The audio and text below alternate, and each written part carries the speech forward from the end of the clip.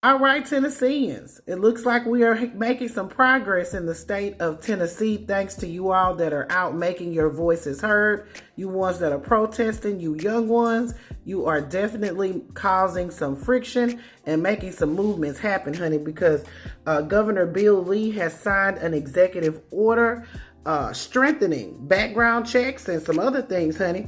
Y'all go ahead and grab your tea and have a seat. Now, it may be looked at as the bare minimum, but this is the first time since forever Tennessee has strengthened their gun legislation. So Governor Bill Lee has signed an executive order that will strengthen background checks, and he calls for order of protection laws. So Tennessee's governor signed an executive order to strengthen background checks for buying firearms in the state, and he's also calling for an order of protection law to keep guns away from dangerous people. He said at a press conference that steps can be taken to try to prevent gun violence in the aftermath of the horrible tragedy at Covenant Private School, where 3 students and 3 staff members their lives were stolen from us. He continued by saying, the truth is we're facing evil itself, and we can't stop evil, but we can do something.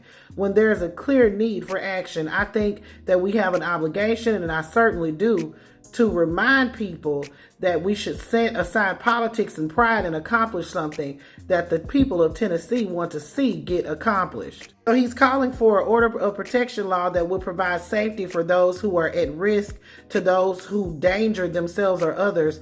Order of protection limit contact between a victim and someone who is harassing or harming them to ensure their safety. Now, the order does create a 72-hour clock for reporting new criminal activity and require courts to submit timely and accurate information to the Tennessee Bureau of Investigation.